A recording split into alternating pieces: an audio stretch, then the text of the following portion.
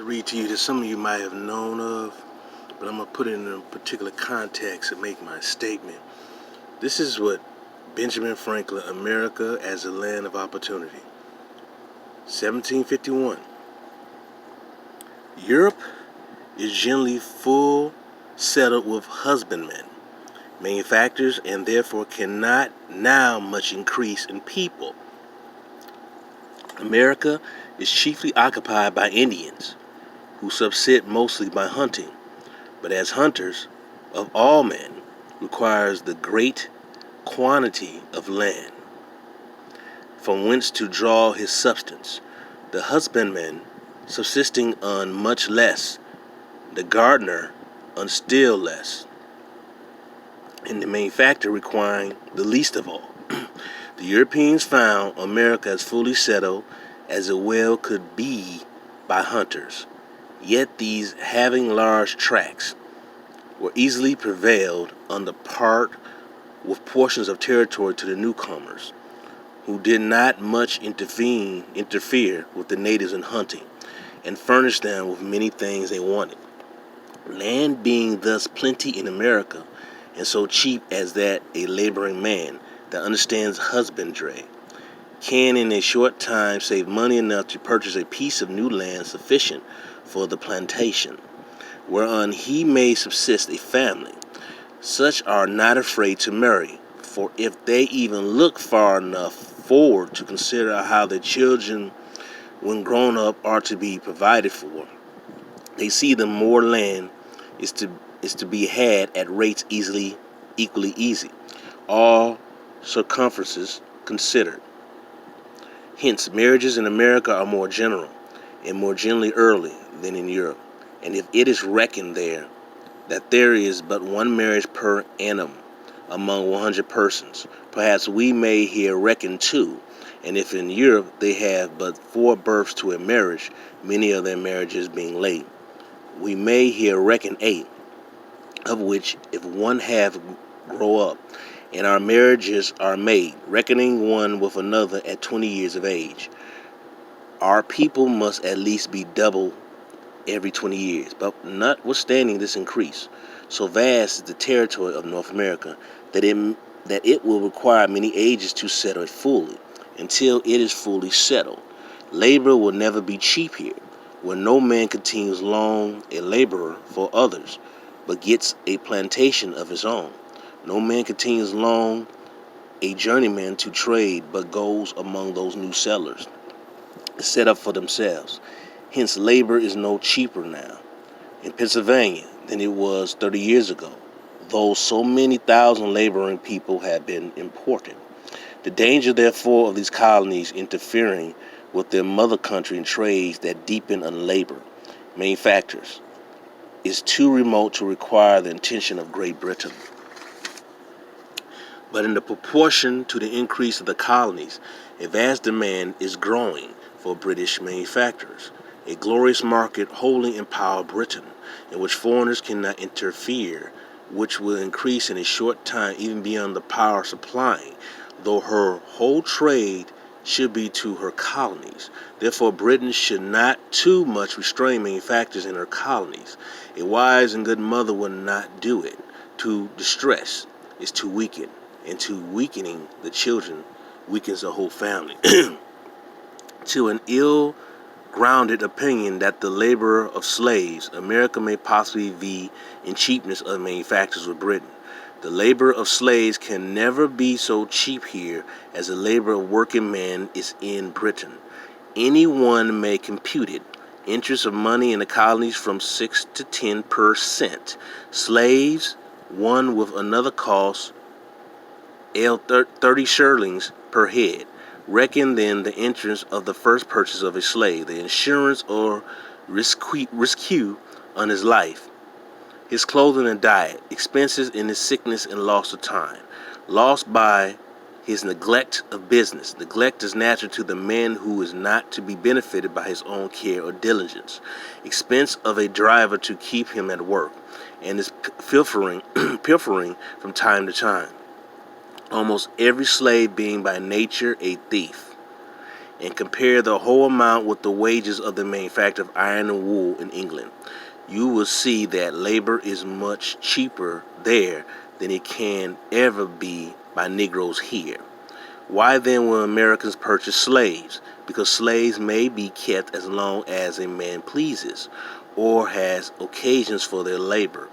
While hired, men are continually leaving their masters, often in the midst of his business, and selling up for themselves.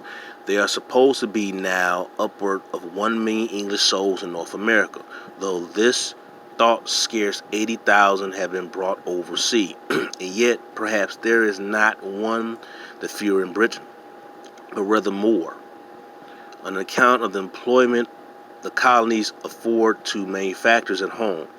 This million doubling, suppose but once in 25 years, will in another century be more than the people of England, and the greatest number of Englishmen will be on the side the water. What an accession of power to the British Empire by sea as well as land! What increase of trade and navigation! What number of ships and seamen! We have been here but little more than 100 years, yet the force of the privateers in the late war, united, was greater, both in men and guns, than that of the whole British Navy in Queen Elizabeth's time. And since detachments of England from Britain sent to America will have their places at home so soon supplied and increase so largely here, why should the Palatine Boers, Germans, be suffered to swarm into our settlement, and by herding together establish their language and manners to the exclusion of ours? Why should Pennsylvania, founded by the English, become a colony of aliens, who will shortly be so numerous as to Germanize us instead of our Anglifying them, and will never adopt our language or customs, any more than they can acquire our complexion? Which leads me to add one remark, that the number of purely white people in the world is proportionally very small. All of Africa is black or tawny, Asia chiefly tawny, America exclusive of the newcomers, wholly so. And in Europe, the Spaniards, the Italians, the French, the Russians, the Swedes are generally what we call a swarthy complexion. It is black. As are the Germans also, the Saxons only exceptions, originally black, who with the English made the principal body of white people on the face of the earth. I could wish their numbers will increase, and while we are, as I may call it, scoring our planet by clearing America of woods, and so making the side of our globe reflect a brighter light to the eyes of the inhabitants in Mars or Venus, why should we, in the sight of superior beings, darken its people? Why increase the sons of Africa by planting them in America, where we have so fair an opportunity, by excluding all blacks and tawnies, that's black, of increasing the lovely white and red? But perhaps I am partial to the complexion of my country, for such a kind of partiality is natural to mankind. Now I want to reflect on something. All right. Now he said, Benjamin Franklin said that all of Africa is black or tawny, Asia chiefly tawny, America exclusive of the newcomers, wholly so. And in Europe, the Spaniards, the Italians, the French, the Russians, and the Swedes are generally of what we call a swarthy complexion, as are the Germans also. Now, before I showed you a picture of the German king with his queen and the princess, and he had the men with bow and arrows protecting the castle for the wild men, from the wild men, who had hair on their bodies, and I believe some of them might have tails. And these black men of brown to chocolate complexion had bows and arrows. And many of them had shoes that you'll see of many of the Indian chiefs here in America. And he had like what would you call a Roman style toga on there. These Negroes were ruling the castle. These were not runaway slaves. See, one of my videos I did before, where I talked about how the original people in Europe were black, and I showed you J.A. Rogers' Nature Knows What Color I'm Blue. But what some idiot came on there and tried to say I didn't know what I was talking about, and then tried to say they were Africans. So in his case, they were runaway slaves that got into power, which is impossible. Runaway slaves begin into power and have crowns and crests made of them, showing them with a king's crown, and then their family line following them. Come on, let's get real. Let's get real.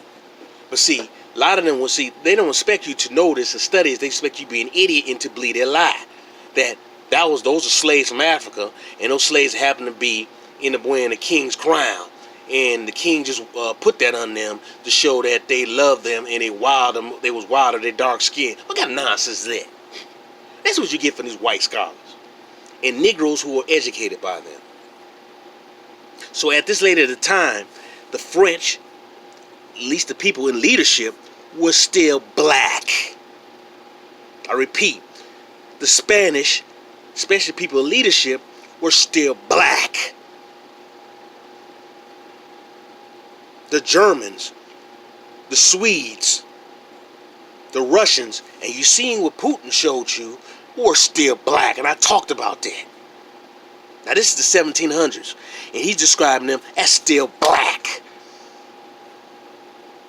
And I talked about before how a lot of those black people were spilled out of Europe, and the original 13 colonies were founded by black Europeans.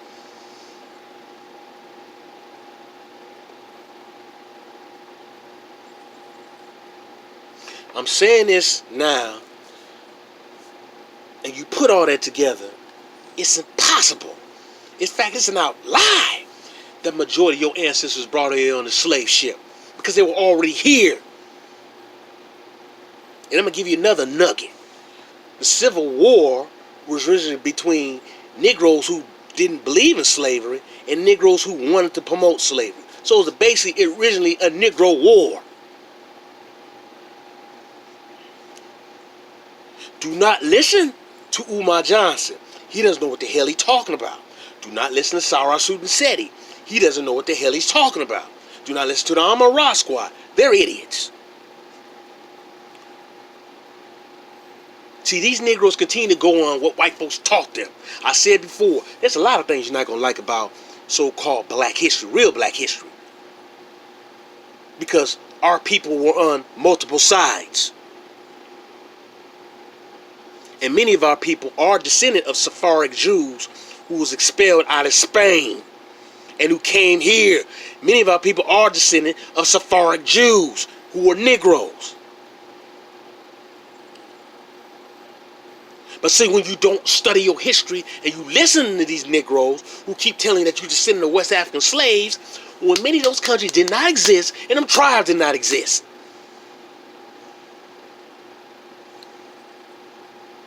Jamestown was founded by citizens who honored the king, King James, who was a Negro of the Stuart family. That is not my damn opinion. That's who the hell they were. So you had Negroes coming from Europe.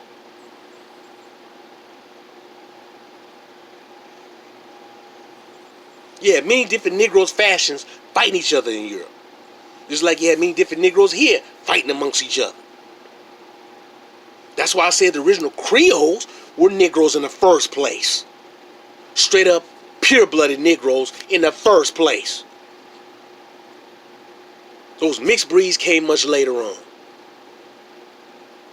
So you really need to study your history and stop listening to the idiot Umar Johnson, who will try to tell you that the Cherokee, the Omogeechee River, the Geechee were originally white people or red Indians. Nonsense.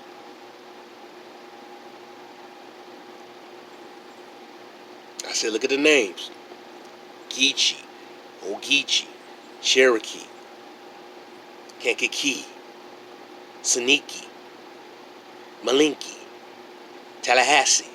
I say that all the time because there's a semblance. Those names sound similar because they're the same goddamn people, man. So that Stoner Rebellion and all those wars that happened over in the East Coast or, the Atlantic, southern part of the Atlantic region, That was basically continuing wars of the Aboriginal black Indians. Some of the tribes were fraction off, and they formulated new tribes together, and they was fighting the invaders. Man, our people are not from Africa. They from here, and many of them came over from Europe, man. This is our people right here. Study your goddamn history, and I'm tired of these Negroes saying that we're descendant of West Africa, that we look like West Africa. We don't, because the indigenous features of Aboriginal black people goes globally. It's not no one region, sub-Saharan Africa. That's a geopolitical term that they use to steal North Africa and the Egyptian pyramids, which they get their ideas from the Aboriginal blacks here. Do not listen to these goddamn white folks. Do not listen to these Pan-African scholars, because all they do is following Franz Boas and Melville Herkowitz. Peace and love, brothers and sisters.